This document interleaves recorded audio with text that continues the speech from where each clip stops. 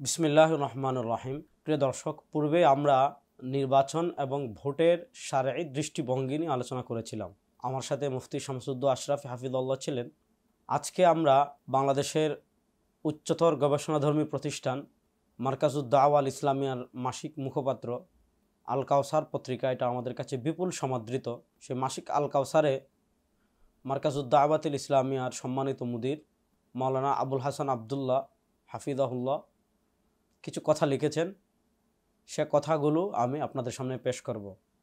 আমি আগেও বলেছি, এ সকল মাসালায় আমাদের আকাবির তারা যে দৃষ্টিভঙ্গি লালন করেছেন সেটাই আমার দৃষ্টিভঙ্গি, আমাদের দৃষ্টিভঙ্গি। এর বাহিরে ভিন্ন কোনো দৃষ্টিভঙ্গি আমাদের নেই এবং এটা আমরা লালন করি না।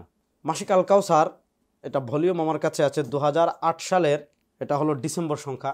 সেখানে একটা প্রবন্ধ লেখা হয়েছে, নির্বাচন ও ভোট ইসলামী দৃষ্টিকোণ, মুফতি আবুল হাসান মোহাম্মদ আবদুল্লাহ হাফিজাহুল্লাহ। এখানে প্রথম গণতন্ত্রের অসারতা নিয়ে আলোচনা করা হয়েছে। তারপর শিরোনাম দেওয়া হয়েছে ভোট কি। এখানে হযরত মুফতি শফি রাহিমাহুল্লাহ যে রাসাইল আমরা পূর্বে পড়েছিলাম, সেই রেফারেন্স যে বক্তব্যগুলো পেশ করা হয়েছে সেটা আমরা আলোচনা করছি না। এরপরে একটা শিরোনাম দেওয়া হয়েছে, ভোট অবশ্যই দিতে হবে। মাসিক আল কাউসারে মুফতি আবুল হাসান মোহাম্মদ আবদুল্লাহ হাফিজাহুল্লাহ শিরোনাম দিয়েছেন, ভোট অবশ্যই দিতে হবে। উপরোক্ত আলোচনা পড়ে প্রশ্ন আসতে পারে যে তাহলে তো বর্তমান সমাজে অধিকাংশ আসনের লোকদের ভোট দেওয়াই সম্ভব হবে না, কারণ এমন লোক তো পাওয়া যাবে না যার সপক্ষে সাক্ষ্য প্রদান করা যায়, এবং এ কারণে অনেকে ভোট দেওয়া থেকে বিরত থাকেন। যে ভোট যেটার যেহেতু সাক্ষ্য, এই আমাদের দেশের যে প্রার্থীরা তাদেরকে সাক্ষী দেওয়ার আমরা যোগ্য মনে করি না, যার কারণে অনেকে দেন না।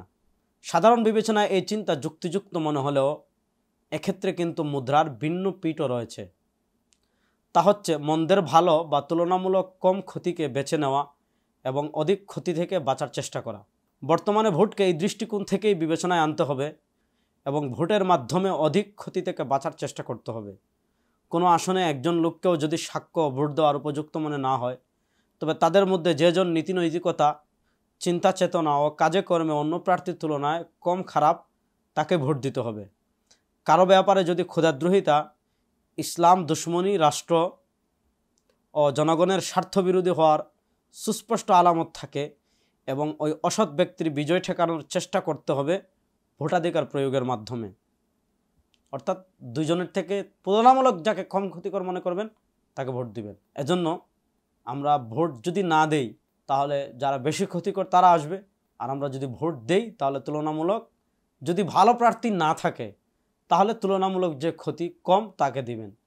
আর যদি ভালো প্রার্থী থাকে, ইসলামের আদর্শ লালনকারী প্রার্থী থাকে, কোরআনের আদর্শ লালনকারী প্রার্থী থাকে, আমরা অবশ্যই তাকে ভোট দেব। এক্ষেত্রে কে কম ক্ষতিকর কে বেশি ক্ষতিকর আহওয়ানুল বালিয়াতের মাসালা আসবে না যদি আদর্শবান, যোগ্য, তাকওয়া, খুদাবির প্রার্থী থাকে। আহওয়ানুল বালিয়াতের মাসালা আসবে তখন যখন এই সমস্ত গুণাবলীর অধিকারী প্রার্থী থাকবে না। এজন্য ফুকাহায়ে কেরাম ভোটের ব্যাপারে যে মতামত দিয়েছেন সেটাই আমার মত, সেটাই আমাদের মত। এর বাহিরে আমরা কোনো কথা বলিও না, এর বাহিরের কোনো কথাকে আমরা সমর্থনও করি না। আল্লাহ তাআলা আমাদেরকে সঠিক পথে পরিচালিত করুন। আসসালামু আলাইকুম ওয়া রাহমাতুল্লাহ।